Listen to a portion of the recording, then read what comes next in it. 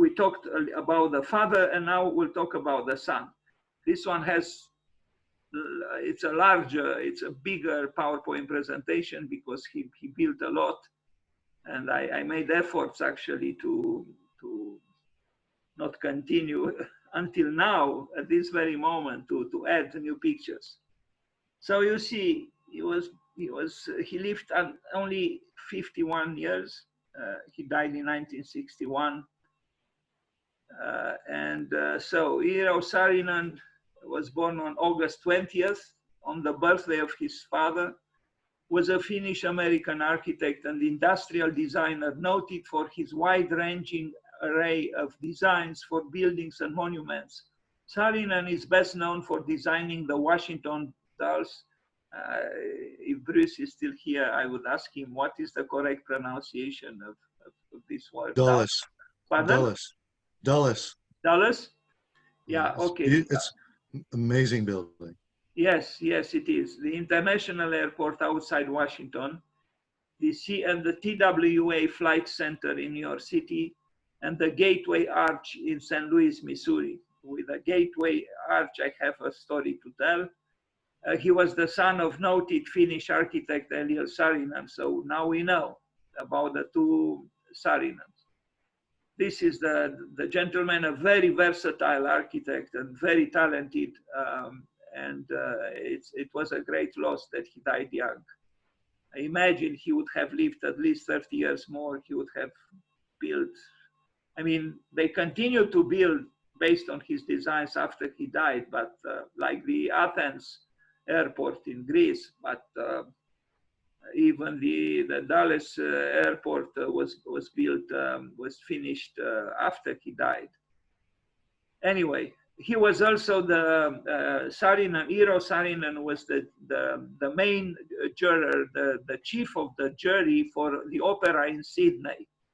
And I said this story before, but I will repeat it now because I think it's important. Because the opera in Sydney is a paradigmatic building of the second half of the 20th century and in general of modern architecture. And it's inconceivable Sydney without its opera.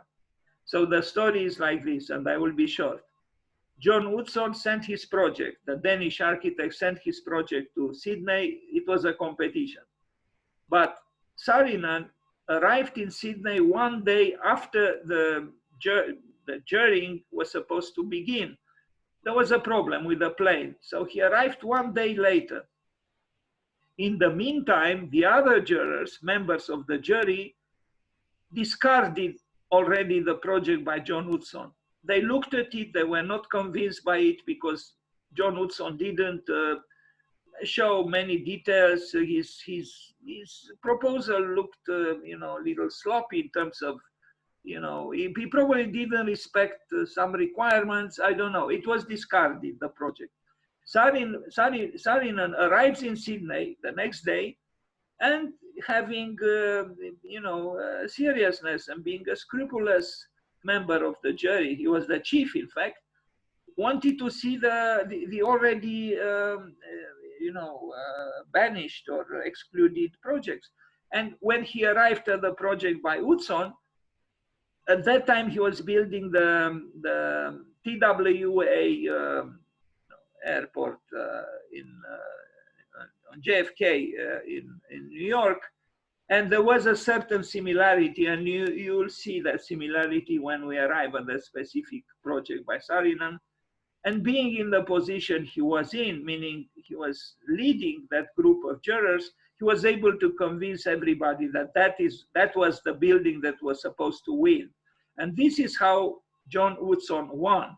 So I am telling this story because on one hand, I want to show, to say that evaluations in architecture are always, at least in part, subjective. It's impossible to be totally objective because one is a minimalist and the other one is a Rococo architect. And the Rococo architect doesn't like minimalism and the minimalist doesn't like Rococo, but it doesn't mean that there are no great architectures that are either minimalist or Rococo. For example, I saw once there was a competition in Japan with two jurors, Tadao Ando and Jean Nouvel. And we cannot accuse them as being, superficial architects.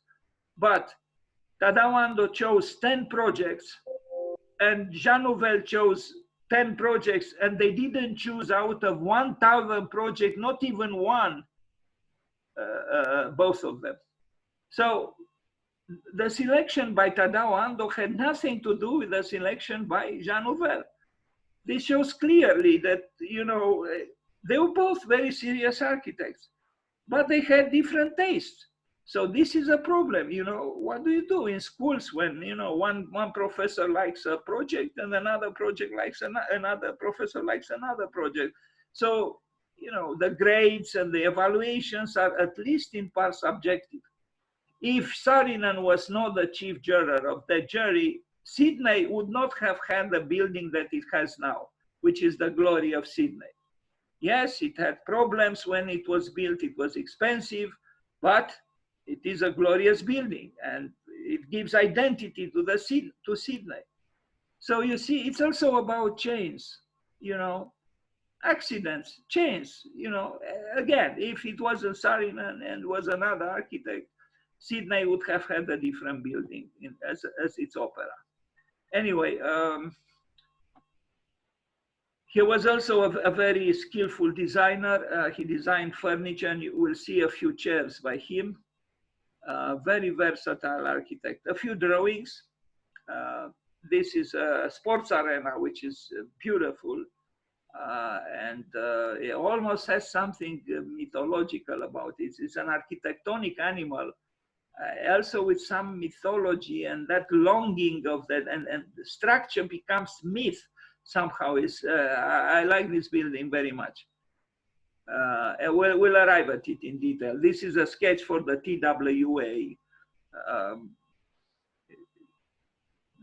The word airport is not probably the correct one.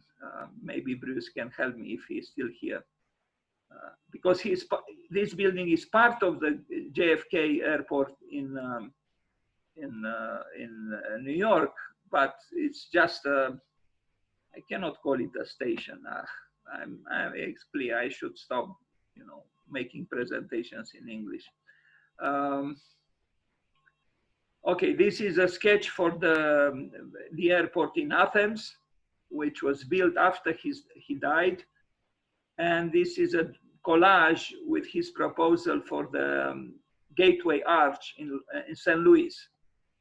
Now, I think we talked about this because he worked on it together with his father. Then the Swedish theater, which also he worked with his father, as you can see, with Eero Saarinen.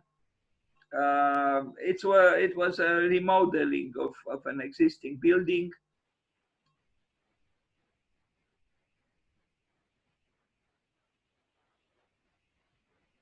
It's a great chance, to have your father, an accomplished architect who also received commissions, and you learn a lot working together with your father. But sometimes there could be also tensions because, yes, there is a difference in age, and, sometimes between the father and the son, there could be also, as I said, tensions, and it's enough to think about the brothers Karamazov. But let's hope, the tensions do not arrive at what was arrived at in the brothers Karamazov by Dostoevsky. Okay, so now we see a community center from 1937, again with his father. You might say that here there is a slight, or maybe not so slight, influence of Frank Lloyd Wright on them to an extent. It's a moderate building. It's modern, but it's, maybe it's not sufficiently spectacular, but maybe that's not necessarily bad. Not every building is supposed to be so-called spectacular. This is the first building that he designed by himself. The Spencer House is not a glorious house. It wouldn't announce, it wouldn't announce the great architect that he became, but it was his first building built just by himself without his father. And as unglorious as the building is, so are the pictures. Maybe the building is better, I hope, than the pictures. This is another building he designed with his father. Looks rather, banal. Then another house, modernistic kind of, and it could have been also, considering its dimensions, a small school or a kindergarten, but it's a private residence. The trees are beautiful, and inside this looks cozy and comfortable.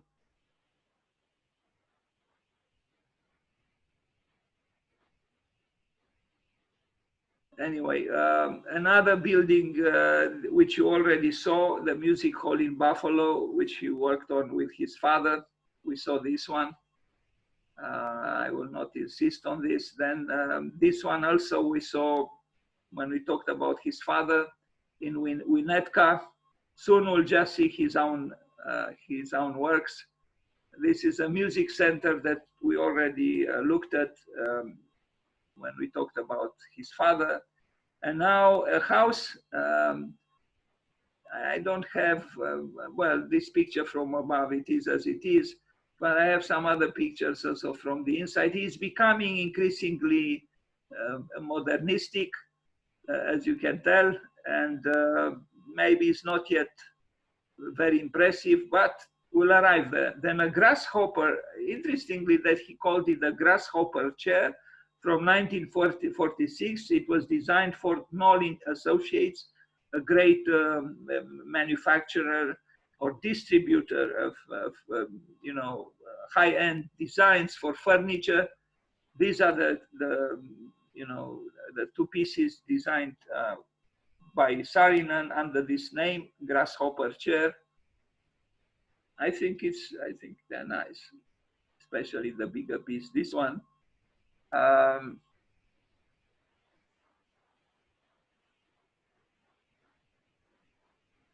Okay, now this one that we also saw when we talked about Saarinen, and I will not insist. Another chair from 1950. I only have this picture, and he also has the womb chairs. I hope, yeah, the womb chair and ottoman from 1946, 1948, also designed for Knoll Associates. I think Saarinen had a liking for comfort, because they seem to be comfortable. Anyway, mid-century designs, but he was an excellent designer, and tomorrow we'll talk about another excellent designer who also designed great chairs, and that is Charles Eames and his wife. Now, this church that we saw already with his father, he designed it with his father. It's hard to know. Maybe the son was beginning to influence his father, because you see the language is becoming more and more abstracted and is simplified, as opposed to early works by Eliel Saarinen and his father. Now we arrive at this work, and I have something to say about this work. This work was supposed to celebrate, so it was from 1947, immediately after the Second World War. And, it's some kind of a gateway towards West. It's the triumphalist gesture of, I would say, maybe I'm not totally wrong if I say the white man advancing westwards in the United States. And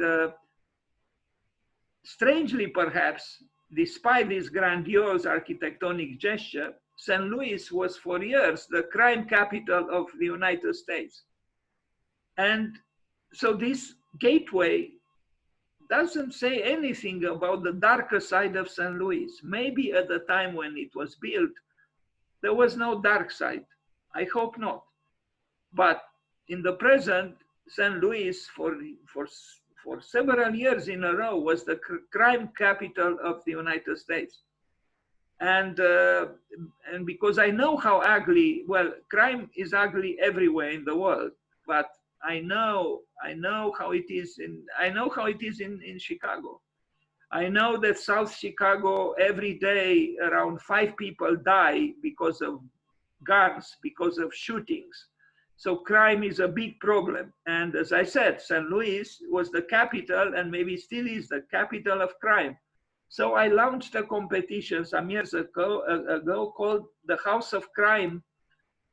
And it was meant to be here, to assume this luminous Apollonian gateway to the West, the Arch by Sullivan.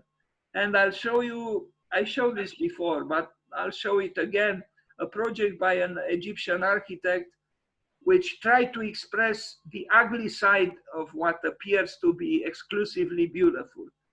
So this is the luminous, highly optimistic, architectonic expression of the advancement of the white man towards West.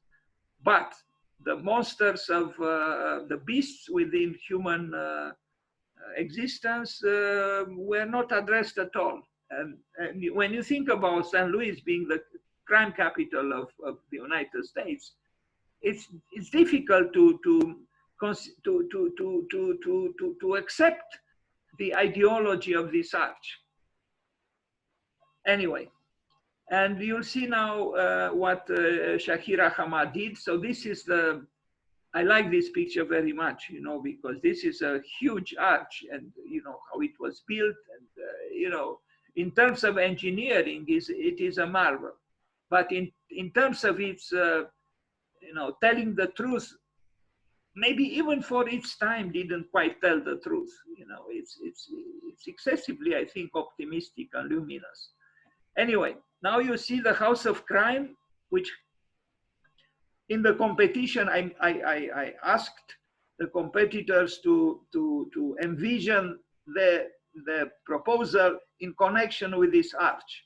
And you'll see what Shahira Hamad did. She's a young Egyptian American architect. She's now in New York, living and working there. She was actually born in the States, but she was Egyptian. Her parents were doing the PhDs in dentistry in the States, so that's where she was born.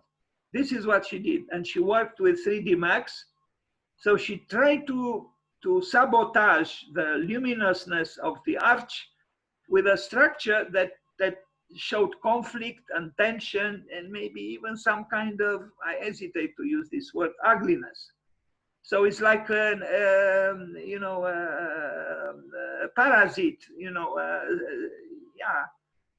a beast that tries to evoke what the arch doesn't say, that it is a dark side of human life which must be acknowledged and expressed. Otherwise, perhaps it would develop even further.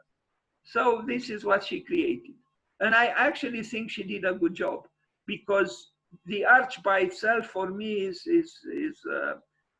not telling the whole truth. Not the truth of St. Louis, that is.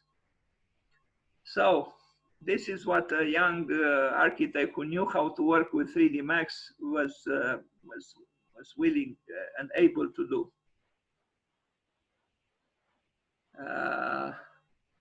Anyway, she came 3 years ago or 2 years ago to Vienna, and she taught Maya to the students that I brought with me, or I invited to Vienna in that year.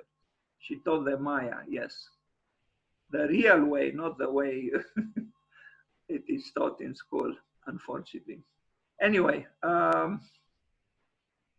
now the General Motors Technical Center from Warren, Michigan, 1948, 1956. Many of the buildings by, especially Eero Saarinen, are designated National Historic Landmarks, which is a great honor, and really many of his buildings have this status. Now, this is the country of automobiles, and it's almost like the temple of the automobiles here. Outside is a very prismatic building. It's a prism, international style. But you'll see that Saarinen had two sides. On one hand, he was working within the language of international style, and on the other hand, he worked almost organically.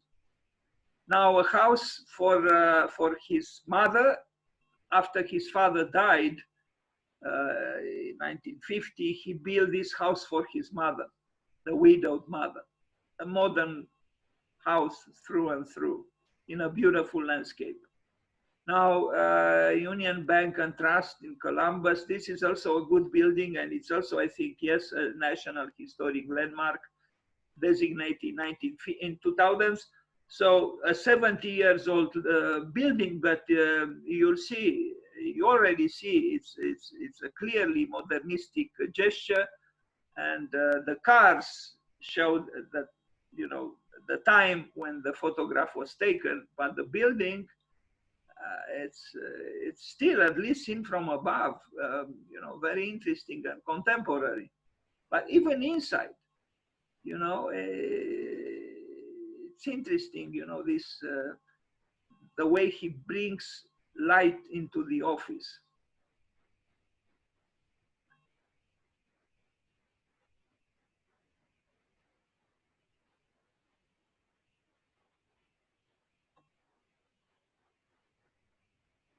Okay, now Massachusetts Institute of Technology buildings in Cambridge. It's a chapel that he built, and he built 2 or 3. They are very well done. This is at MIT, Massachusetts Institute of Technology, and I think it's more interesting than, well, I shouldn't say so, but I had in mind what Miss van der Rohe did on the campus of IIT, Illinois Institute of Technology. This is Massachusetts Institute of Technology. This is the chapel. And I think it's very convincing, both outside and inside.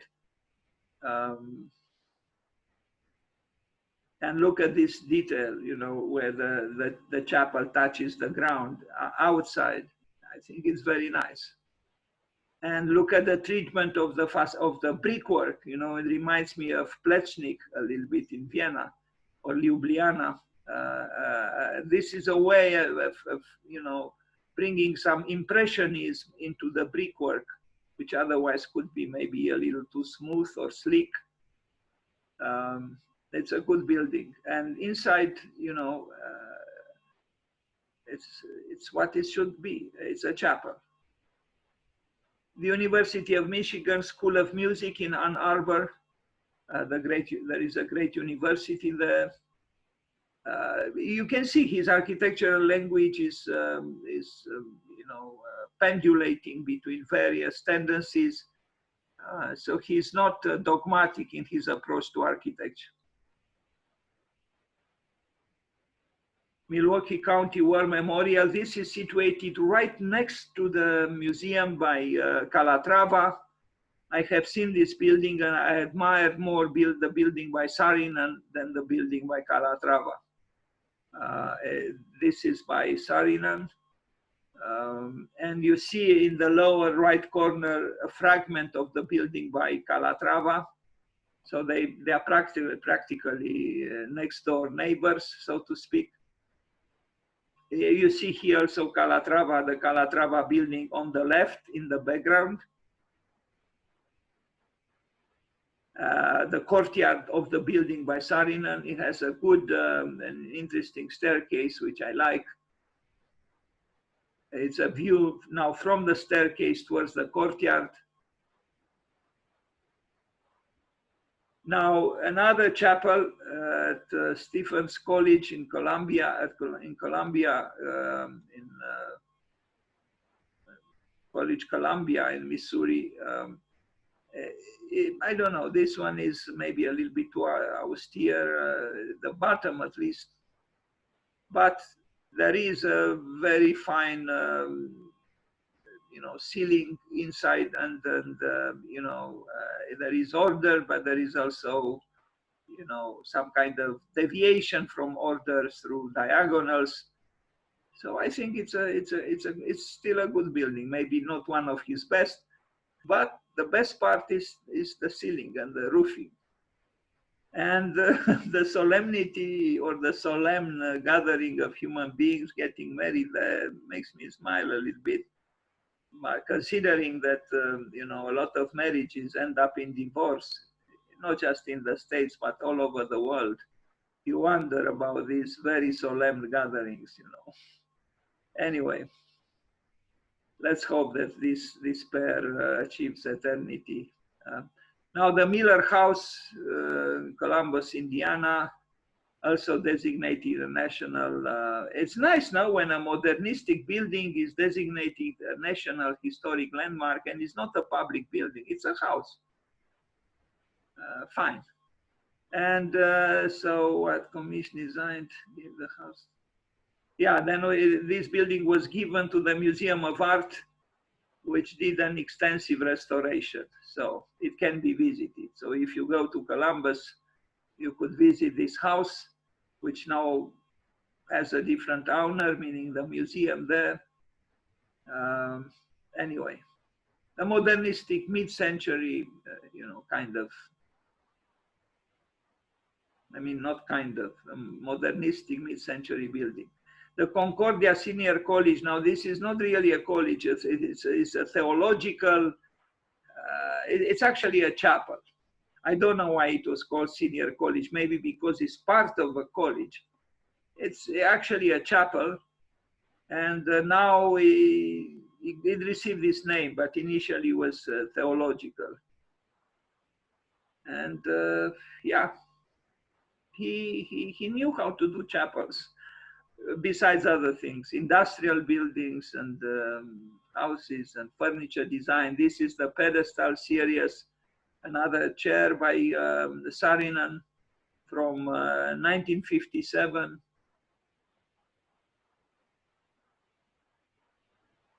Another house at Vassar College, a famous college on the east side of the United States. It's a good building, you know. It's a house, but it's actually a public house. It's you know, it's a public building. It's not a private residence. It has a very interesting windows. Unfortunately, I don't think I have very convincing, I mean, detailed pictures, but I should have, because the windows I like very much.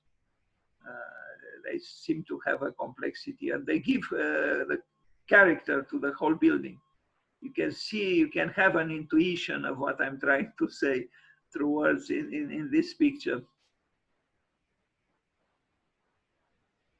Now, Chancellery, it's actually an embassy, the United States Embassy in Oslo, in Norway, from 1955. It's a triangular site. You know, it's an embassy. It's not very adventurous. Although there are embassies in Berlin, there are beautiful embassies in terms of architecture built by the Nordic countries. Very nice. So if you arrive in Berlin, let's hope the pandemic goes away and we can travel again. If you arrive in Berlin, please do not forget to visit the quarters, the embassy's quarter in Berlin, where the Nordic countries have some new buildings that are exceptional. So, but this is the building by Saarinen in Oslo. You know, in plan looks more interesting perhaps than in, you know, from the street. Anyway, it's an official building, but looking closer to it, there are interesting things happening here. So it's not as regular or banal as it might appear. Another embassy, this time in London. You can tell this gentleman receives commissions from the government that you know, are not to be ignored. You know, the embassy in Oslo, the embassy in London. This one was bought by Qatar. It was sold and bought by Qatar. You know. Anyway, at the time when the pictures were taken, it was still an embassy, as you can tell. I'm not very fond of these buildings. Now this one, yes, this building is one of those of his best buildings. I think it is a sports arena. It is part of the Yale University campus in New Haven, Connecticut. It's more than 60 years old, and I think it's very well done. It's modernistic. There is the expression of the structure, but then look at this part which advances towards the entrance. You know, it's almost like a bird in flight. It has something, and it is abstracted, but also there is a certain level of figuration. I have been here, and it's a very good building.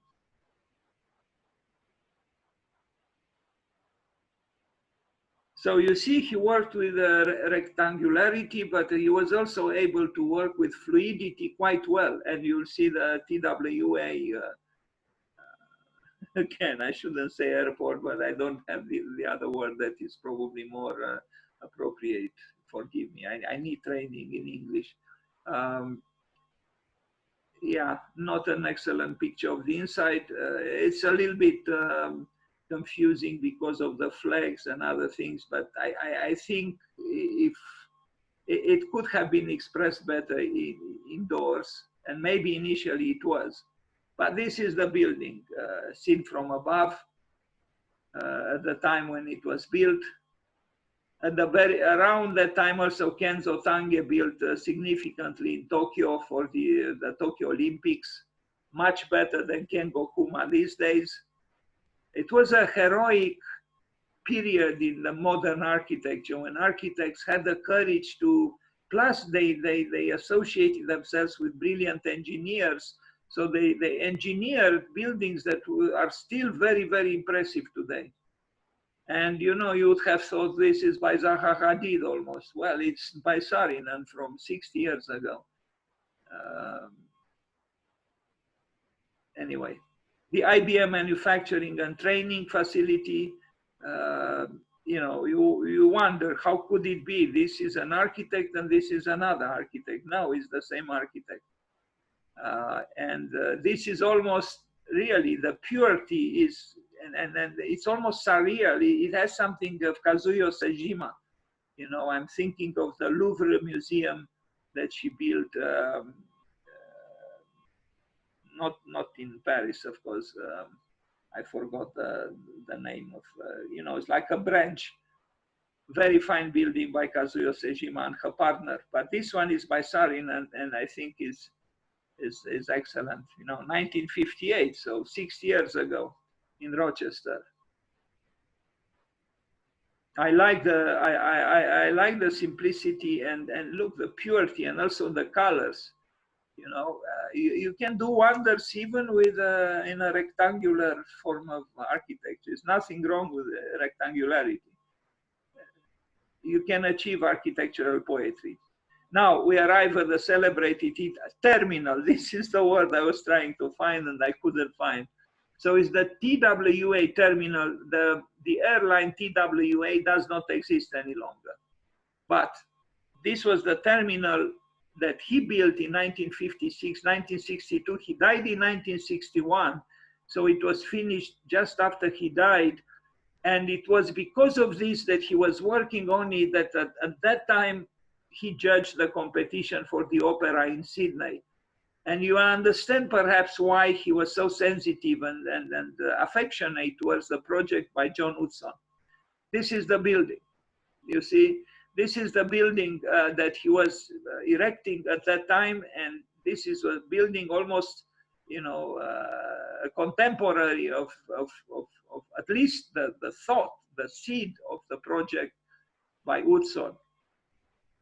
And has a very, very, you know, fluid interior. Look at it. And he didn't use parametrics. There were no computers at the time. This was all manual work. And I don't have here, but I have in another presentation, working drawings for that desk, the reception desk. It's beautiful, you know, very sculptural and very fluid.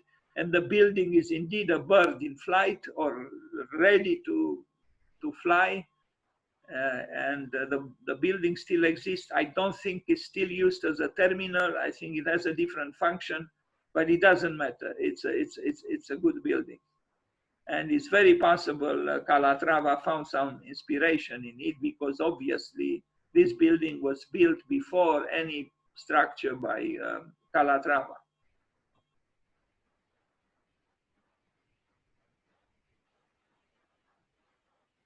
He obviously had a vision, and this vision became reality when the building was built.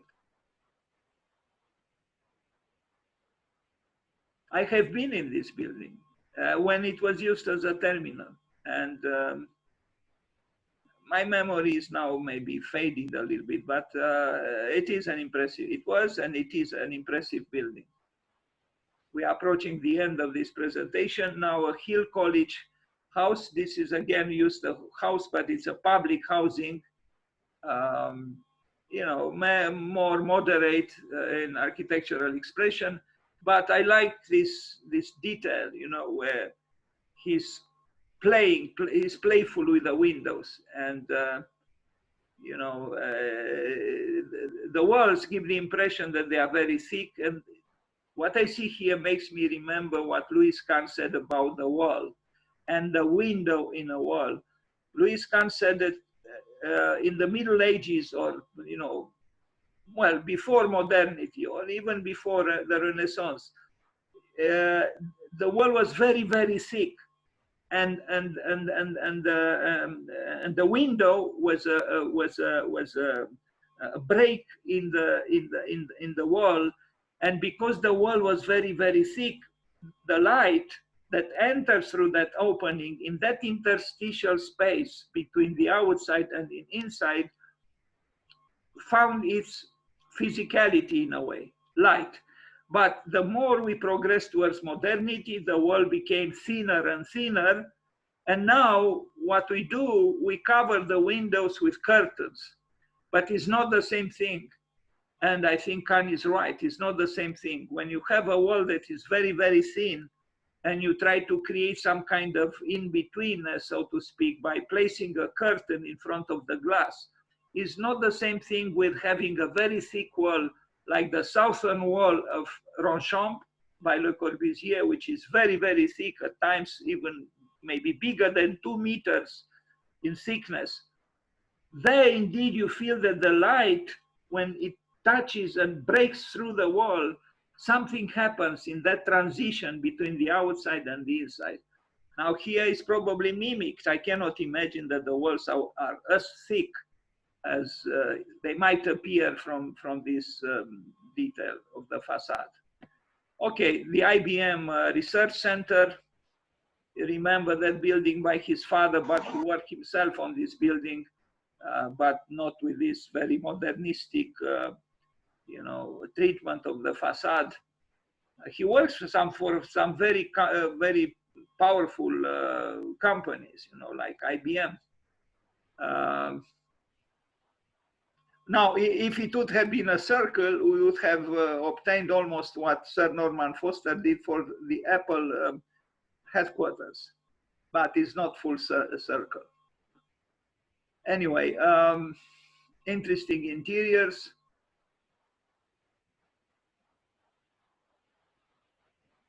And now the Bell Telephone Corporate Laboratories from 1957. This was a period of great optimism. The United States was very powerful economically, and it was leading the world towards some kind of a new beginning after the deadly Second World War.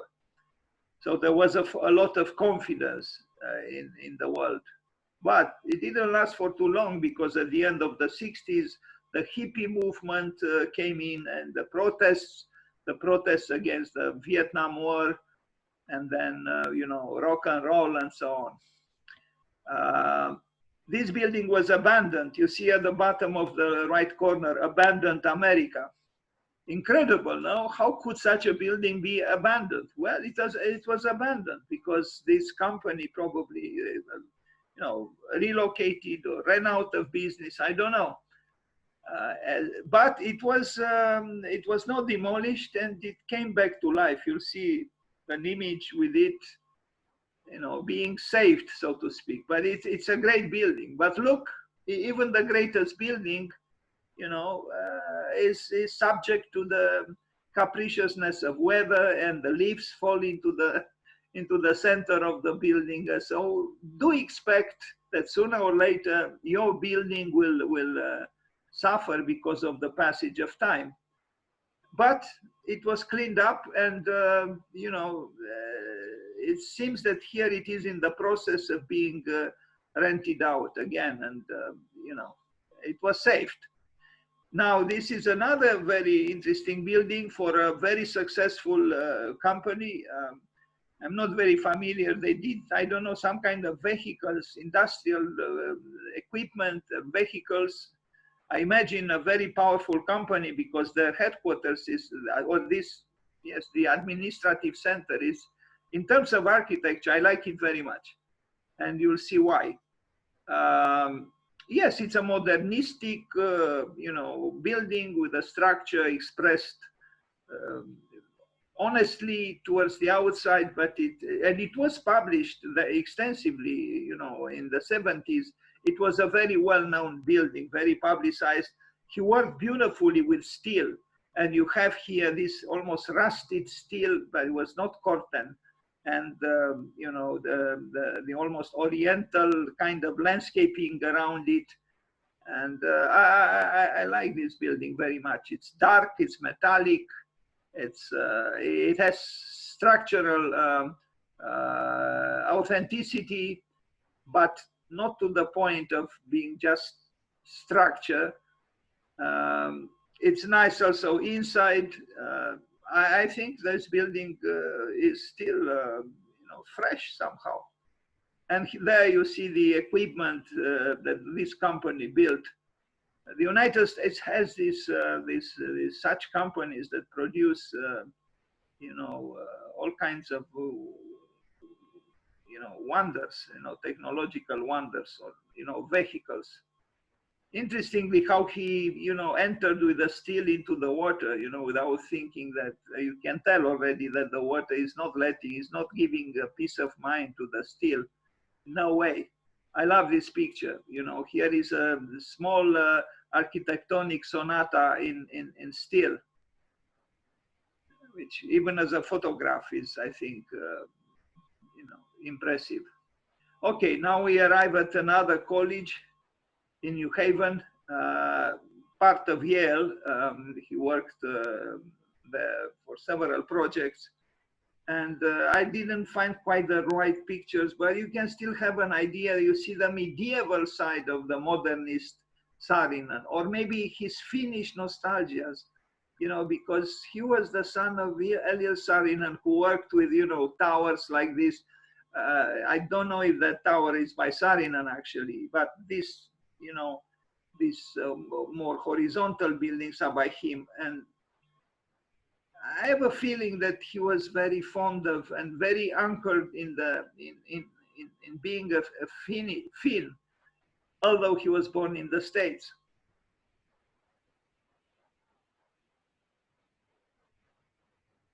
Now, this is, of course, a university campus, very, affluent, and they were able to commission architects like Saarinen. But I think it's a good part of the campus. Okay, and now the Dulles International Airport in Virginia, and this was finalized, was built after his death. He died in 1961. So you see the airport was finished in 1963. An international airport. I did myself once a project not far away from this, a center for high technology. If I find the pictures, I can show them to you. For a competition, which I didn't win. I hope you didn't imagine that you would have asked me, well, where is your tower? We don't see it in this picture, because that tower was built by Saarinen. Anyway, yes, another good building by Saarinen. he was able to design everything from chairs to airports and everything in between.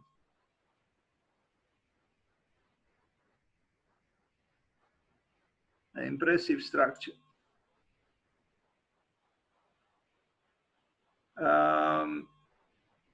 Okay, and now we arrive at a building in New York, the Vivian Beaumont. There are two more buildings that I'm going to show. The Vivian Beaumont Repertory Theatre at Lincoln Center. It is not as spectacular as other buildings there. Now my dealer as Cofidio, for example, but it was built at a different time. You know, resolutely modern with a structure maybe a little bit inspired by the museum in Berlin by Mies van der Rohe. Okay, still functioning. Now a church in Indiana that is, you know, not bad. I particularly like the drawings and again, the ceiling or the roof seen from within the church. He had futuristic visions about churches and chapels. So this is the plan, and this is actually part of a book, the plans and the sections of the chapel.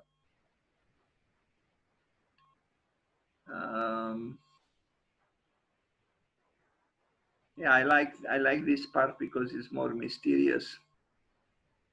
There was another picture, but I guess I decided not to show it. Now, this is one of the, in my opinion, one of the best skyscrapers in New York City. Built 60 years ago, 55 years ago, the CBS building. I have seen this building, and at the time when I saw it, I didn't know it was built by Saarinen. It was very, very elegant, black. That blackness you don't see very well in these pictures.